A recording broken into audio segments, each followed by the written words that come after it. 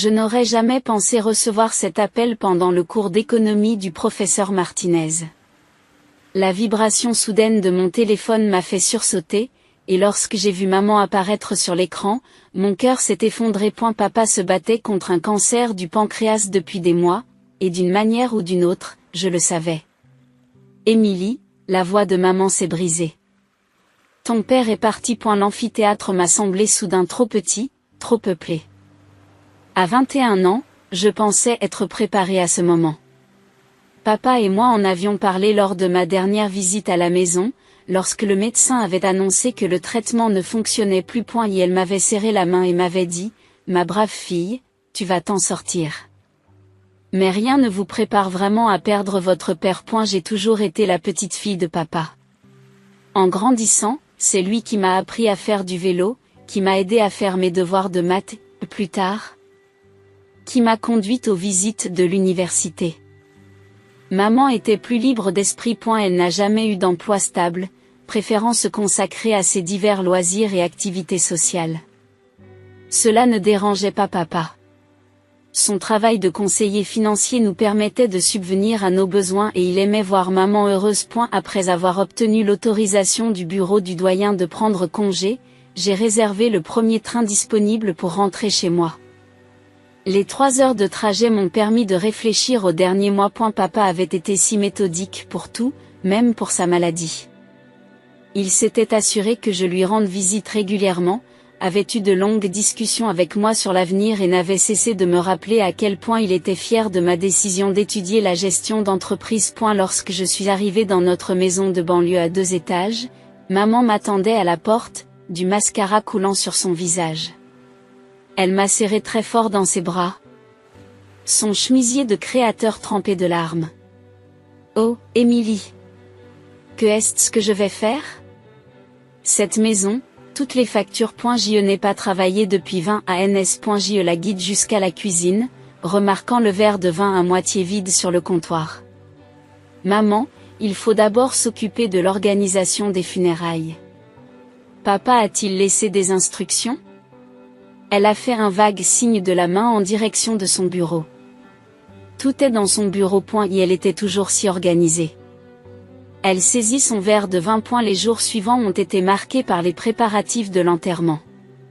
Maman semblait incapable de prendre la moindre décision, fondant en larmes chaque fois que je lui demandais son avis sur les fleurs ou le programme de la cérémonie. Je me suis retrouvée à coordonner les démarches avec les pompes funèbres, à appeler les proches et à m'occuper de tous les arrangements pendant qu'elle calmait ses nerfs en buvant encore du vin. Le matin de l'enterrement est arrivé clair et net. Les gens ont envahi la maison, présentant leurs condoléances et apportant des plats cuisinés. Maman s'est donnée en spectacle, s'effondrant dramatiquement à plusieurs reprises au cours de la cérémonie. J'ai remarqué que son amie Sandra lui tapotait le dos et lui chuchotait quelque chose à l'oreille, ce qui incitait maman à hocher vigoureusement la tête. Ton père était un homme merveilleux, me répétaient les membres de ta famille. Il pensait toujours à l'avenir, il prenait toujours soin de sa famille.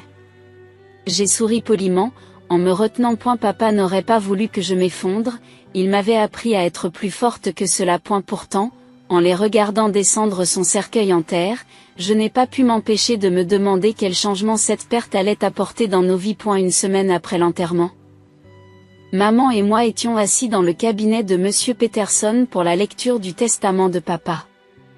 Maman n'arrêtait pas de tripoter son collier de perles, cadeau de papa pour leur 20e anniversaire de mariage. Peterson a ajusté ses lunettes et a commencé à lire de sa voix précise et mesurée. Étant sain de corps et d'esprit, je, Robert James Harrison, déclare que ceci est mon dernier testament.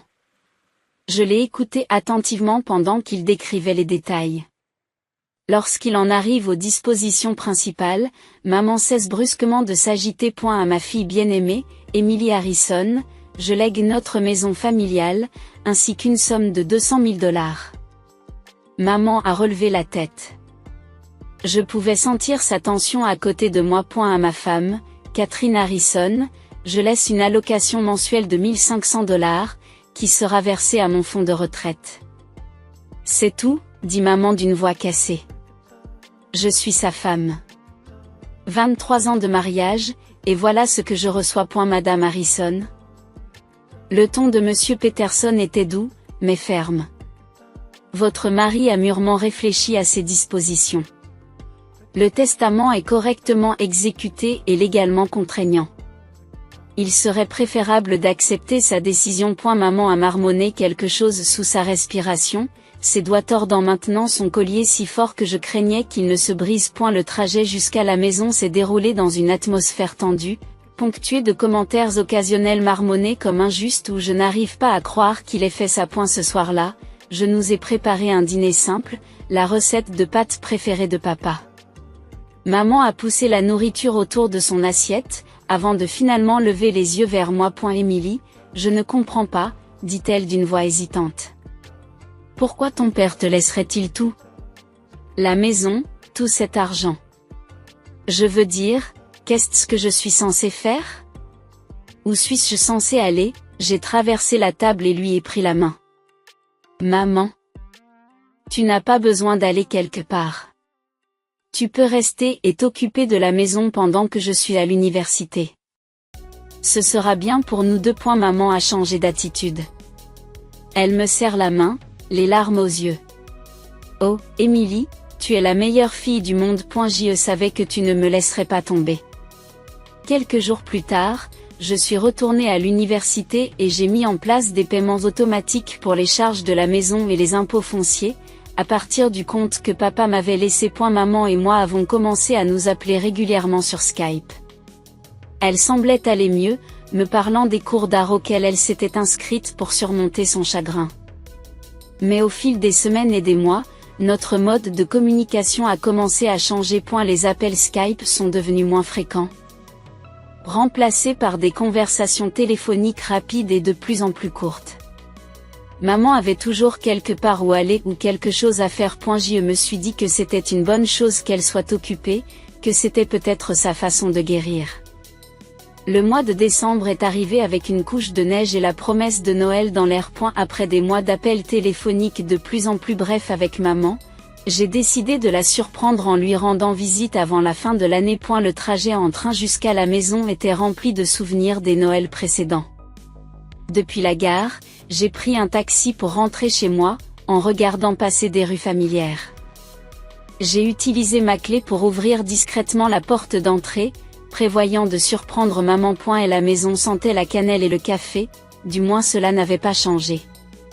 C'est alors que j'ai entendu des rires provenant du salon. Et la voix de maman et celle d'un homme?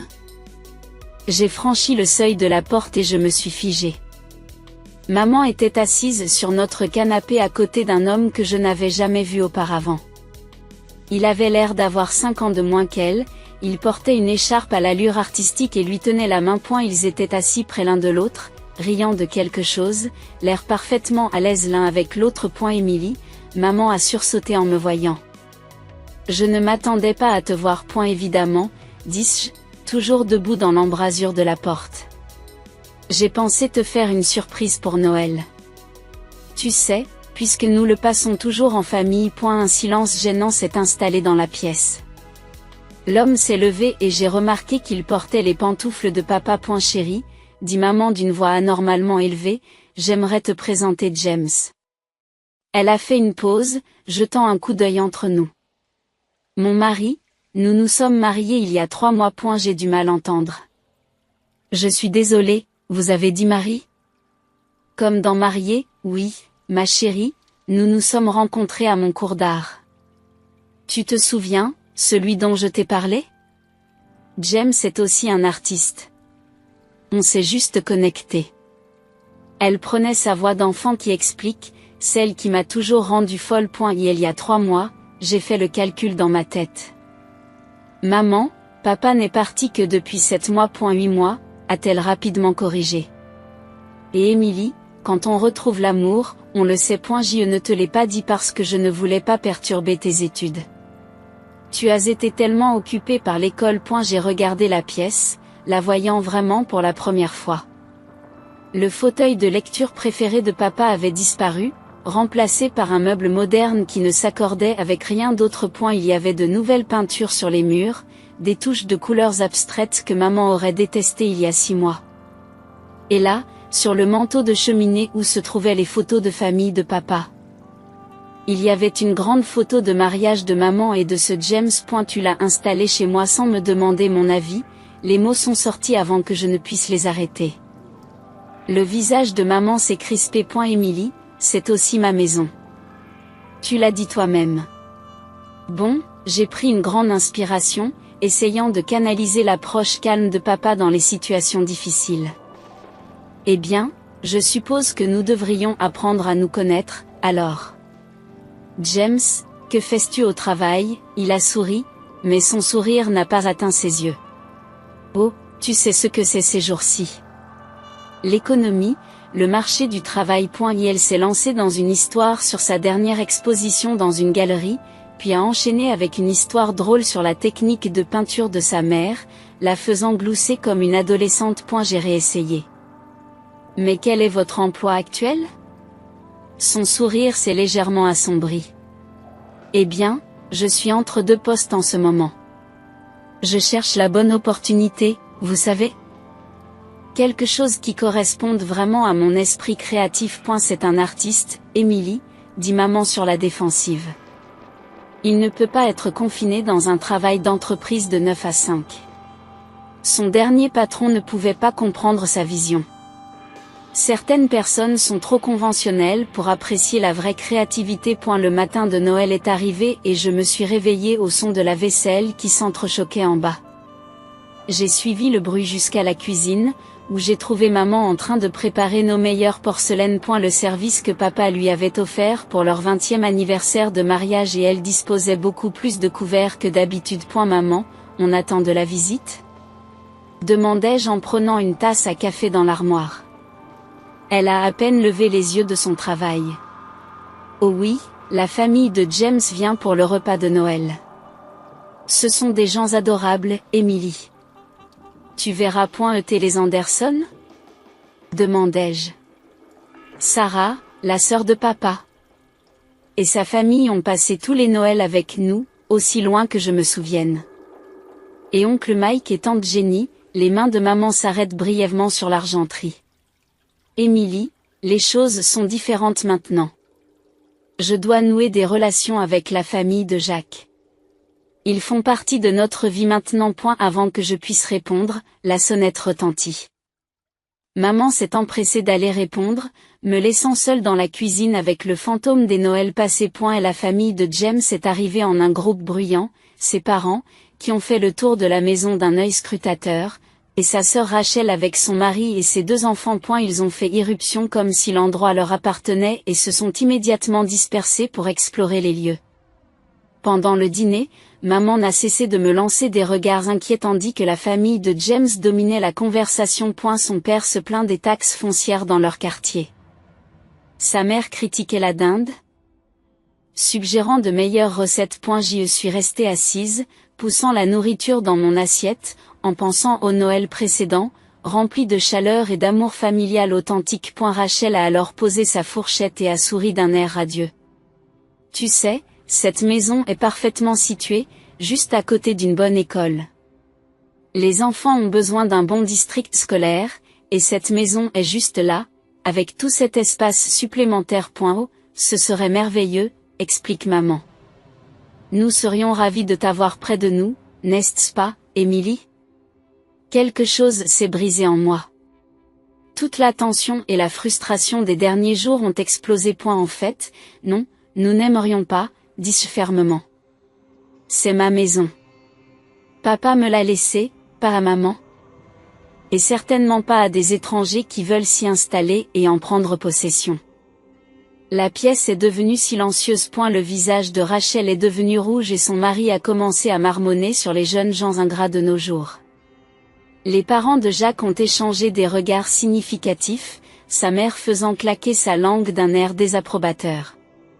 Mais je les ai à peine entendus. J'y fixais maman, et elle me fixait en retour avec une expression que je n'avais jamais vue auparavant, un mélange d'embarras, de colère et de quelque chose d'autre qui ressemblait presque à de la haine. Et la famille de James n'est pas restée longtemps dans les parages après ma crise.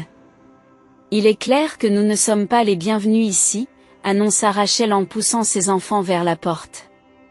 De toute façon, Je ne voudrais pas vivre dans cette maison. L'accent qu'elle mettait sur cette maison donnait l'impression qu'il s'agissait d'une malédiction. Dès que la porte s'est refermée derrière eux, maman a explosé. Comment as-tu pu? Elle a crié, le visage rouge de colère. As-tu la moindre idée de ce que tu as fait? C'est ma nouvelle famille. Non, maman, dis-je, en restant calme comme papa me l'avait appris. C'est la famille de James, et ils avaient l'intention de s'emparer de ma maison comme si elle leur appartenait déjà. Ta maison? Elle rit amèrement. C'était notre maison familiale bien avant que ton père ne décide de faire du favoritisme dans son testament. J'ai fait ce qu'il fallait, dis-je fermement. Et si tu ne peux pas le voir, alors peut-être que papa avait raison sur toute la ligne. Le reste de ma visite s'est déroulé dans un silence glacial. Maman et Jacques disparaissaient dans leur chambre dès que j'étais dans les parages. Je passais le plus clair de mon temps à rendre visite à la famille de papa, et Sarah a pleuré lorsqu'elle a appris qu'il l'avait exclue du repas de Noël. L'oncle Mike s'est contenté de secouer la tête avec tristesse et de dire: ton père aurait le cœur brisé en voyant cela. Lorsque je suis retournée à l'université, j'ai pensé que la distance aiderait à guérir les choses. J'avais tort. Maman a recommencé à m'appeler, mais elle n'était plus la même. Elle me posait à peine des questions sur mes cours où ma VIE. A eu lieu de cela, toutes les conversations tournaient autour de l'argent. James et moi avons des difficultés, Emily, dit-elle lors d'un appel. L'argent de poche mensuel couvre à peine les dépenses de ces jours-ci. Nous avons besoin d'aide. Maman, il est peut-être temps pour vous deux de chercher du travail, ai-je suggéré gentiment. La ligne est restée silencieuse pendant un moment. Comment osais-tu, a-t-elle finalement sifflé. Je suis ta mère. Je t'ai élevée. Et maintenant, tu te comportes comme une étrangère cruelle et sans cœur. L'appel s'est terminé par un clic. 1 heure plus tard, mon téléphone a bourdonné d'un message d'elle, une photo d'un réfrigérateur vide, suivi d'un texte dramatique. Quand nous commencerons à mourir, ce sera sur ta conscience. J'ai regardé le message pendant un long moment, me rappelant que maman avait l'habitude de culpabiliser papa de la même manière lorsqu'elle voulait quelque chose. Il cédait généralement, disant que c'était plus facile que de se battre. Bien que je le sache, je me suis surprise à transférer de l'argent du compte de papa à celui de maman. C'est devenu une habitude, ces appels dramatiques, mes transferts à contre-ségur, sa gratitude temporaire, suivis de nouvelles demandes.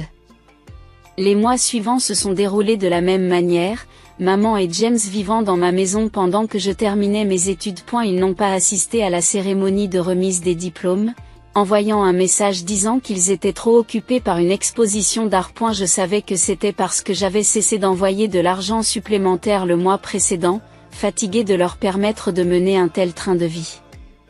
Après avoir obtenu mon diplôme, j'ai décidé de rentrer chez moi. Lorsque j'ai fait part de mes projets à ma mère, sa réaction a été pour le moins tiède. Oh, tu retournes vivre chez toi, dit-elle d'une voix plate. Je suppose que c'est ta maison. Et la façon dont elle a insisté sur le mot maison m'a rappelé le ton de Rachel le jour de Noël.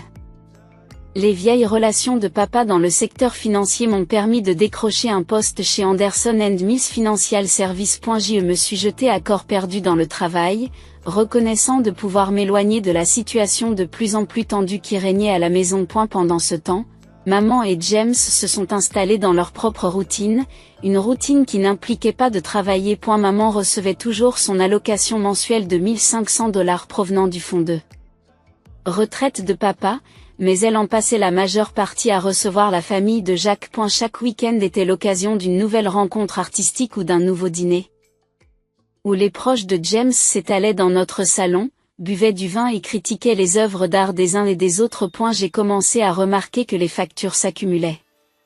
Les charges avaient doublé depuis que j'étais partie à l'université. Apparemment, les esprits créatifs avaient besoin de beaucoup de chauffage et d'eau chaude. Les factures d'épicerie étaient astronomiques, en raison des fréquentes fêtes organisées par ma mère.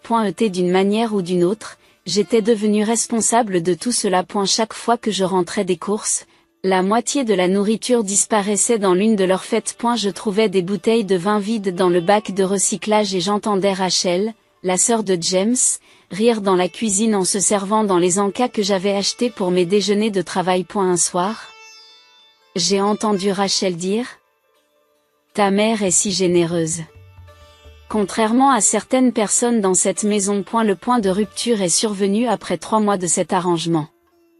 Je venais de finir de payer les impôts fonciers, que maman avait oublié de mentionner, lorsqu'elle m'a coincé dans la cuisine. Émilie, il faut qu'on ait une conversation sérieuse. En fait, maman, je voulais aussi te parler.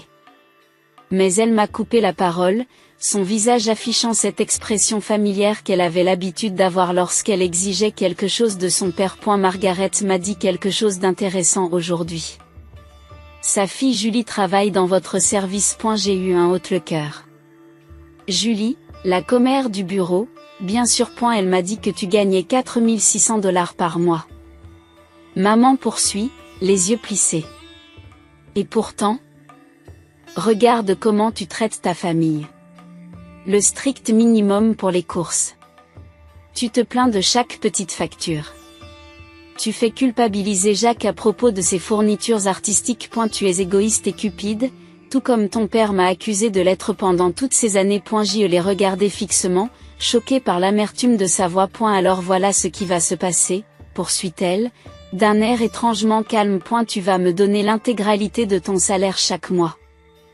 Je gérerai les dépenses de la maison, et si tu te comportes comme une bonne fille, je te rendrai peut-être un tiers, peut-être même la moitié, si tu commences à montrer du respect à Jacques et à sa famille. Je suis restée dans ma cuisine à regarder ma mère avec incrédulité. Et la femme qui avait préparé mes déjeuners à l'école, qui avait embrassé mes genoux et raflé, qui avait pleuré dans mes bras à l'enterrement de papa, exigeait maintenant mon salaire entier comme une sorte de seigneur féodal. Je ne vous donnerai pas mon salaire, ai-je dit fermement.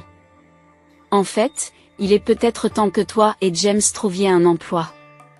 J'en ai assez de vous soutenir. Son visage se contorsionne en une affreuse grimace. Ton père t'a laissé plus d'argent que tu n'en méritais. 2 cents,000, et tu es trop égoïste pour partager avec ta propre mère? Je sens un mal de tête monter derrière mes yeux. Nous en reparlerons demain, dis-je en me tournant pour partir, quand tu auras les idées plus claires. Le lendemain matin, je suis descendue pour le petit déjeuner et j'ai trouvé maman et Jacques assis à la table, ressemblant à des chats qui ont attrapé un canari. La cuisine sentait le café et la manipulation. Émilie, ma chère, commença maman d'une voix mielleuse, James et moi avons eu une longue discussion hier soir. Jacques a hoché sagement la tête à côté d'elle, portant un autre des chandails coûteux que j'ai essentiellement payés. Nous avons trouvé la solution parfaite, poursuit-elle. Puisque nous nous occupons si bien de la maison, du nettoyage, de la cuisine, de l'entretien de tout, il est juste que vous nous payiez pour nos services. James sourit avec bienveillance. Nous pensons que votre salaire complet, les $4600, serait une juste compensation. J'y ai pris une longue gorgée de café, laissant l'absurdité de leur proposition s'imposer. Dans la maison qu'ils prétendaient entretenir, il y avait des lapins de poussière de la taille de vrais lapins. La dernière fois que maman avait cuisiné, c'était probablement avant qu'elle ne rencontre James. Et l'entretien? Il m'appelait chaque fois qu'il fallait changer une ampoule. Tu sais quoi, dis-je lentement. Vous avez raison, les services doivent être payés. Leurs visages se sont illuminés comme des arbres de Noël. Maman a attrapé la main de Jacques et l'a serré triomphalement. Mais, continuai-je, je n'aurai plus besoin de tes services. D'autant plus qu'il n'y a pas eu de service à proprement parler, sauf si l'on considère que boire du vin et organiser des fêtes fait partie de l'entretien de la maison. Les sourires se sont figés sur leurs visages. En fait, je me suis levée de table, me surprenant moi-même par mon calme. Je veux que vous partiez tous les deux de chez moi. Vous avez 7 jours pour trouver un nouvel endroit où vivre, ou je contacterai un avocat pour une procédure d'expulsion formelle. Le visage de maman s'est vidé de ses couleurs lorsqu'elle a réalisé que j'étais sérieuse. Elle s'est levée d'un bond de sa chaise et a pris une des vieilles assiettes de papa sur la table. Espèce de petite ingrate. Qu'à cela, dis-je froidement, et je la déduirai de ton prochain chèque d'argent de poche. Ainsi que tout ce que tu as abîmé pendant ta crise. Et la main de maman a tremblé. Mais elle n'a pas lâché l'assiette. Je me suis retournée et je suis montée dans ma chambre. Derrière moi, j'entendais les cris de maman qui se transformaient en sanglots, les tentatives de consolation de Jacques, le bruit des objets qui s'entrechoquaient dans la cuisine. Mais pour la première fois depuis la mort de papa, j'avais l'impression de faire exactement ce qu'il aurait voulu que je fasse. Quelques heures plus tard, on frappa doucement à la porte de ma chambre. Émilie, ma chérie, la voix de maman avait repris son ton sucré. On peut parler? J'ai ouvert la porte, mais je suis restée dans l'embrasure, bloquant son entrée dans mon espace. Elle s'était maquillée et avait enfilé le pull qu'elle avait l'habitude de porter lorsqu'elle essayait de convaincre papa de lui acheter quelque chose de cher. Je plaisantais à propos de l'argent, dit-elle en essayant de rire légèrement. Nous n'avons pas besoin de ton salaire. James et moi voulons juste continuer à vivre ici avec vous. Nous sommes une famille, après tout. Non, maman, ai-je répondu, me sentant soudain fatiguée. J'ai pris ma décision. Tu dois trouver ton propre logement. Les jours suivants, elle a essayé toutes les tactiques de manipulation possibles. Elle a laissé des notes larmoyantes sous ma porte. Elle a envoyé James plaider leur cause, affirmant qu'ils allaient changer. Elle a même essayé de me culpabiliser avec d'autres photos de placards vides et de factures impayées. J'ai cessé de prendre mes repas avec eux et j'ai préféré commander des plats à emporter dans ma chambre. Le son de leur voix en bas, alternant entre les disputes et la planification de leur prochaine action, est devenu un bruit de fond pour ma nouvelle réalité. Une semaine plus tard, en rentrant du travail, je les ai trouvés en train de faire leur carton. Maman jetait des objets dans des cartons de façon spectaculaire, en s'assurant que je pouvais entendre chaque objet frapper le carton. J'espère que tu es heureux, a-t-elle craché en me voyant. Jeter ta propre mère à la rue. James se tenait derrière elle, les bras croisés.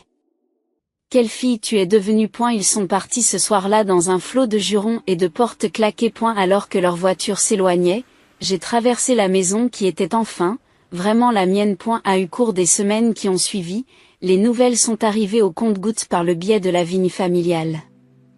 Tante Sarah m'a appelé pour me dire que ma mère parlait mal de moi à qui voulait l'entendre, affirmant que je l'avais cruellement expulsée par pure méchanceté. Mais ne t'inquiète pas, m'a assuré tante Sarah.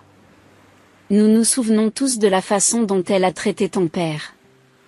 Personne ne croit à son rôle de victime cette fois-ci. Oncle Mike m'a raconté que maman et James avaient essayé d'emménager avec Rachel, la même sœur qui avait voulu s'emparer de ma maison à Noël. Elle a refusé catégoriquement, dit-il en riant.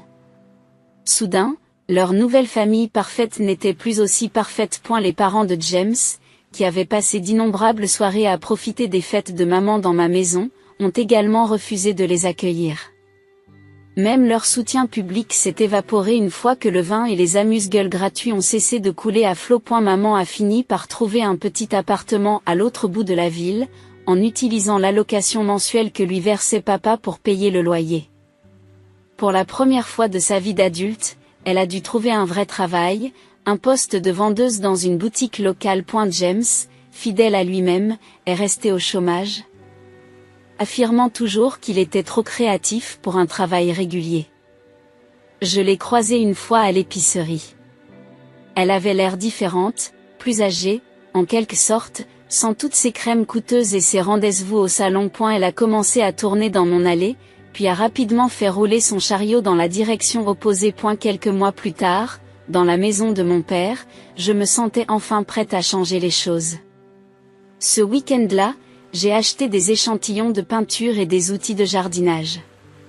La maison qui avait connu tant de drames et de souffrances allait devenir quelque chose de nouveau. En planifiant les rénovations, je me suis rendu compte qu'il fallait parfois démolir quelque chose pour le reconstruire plus fort.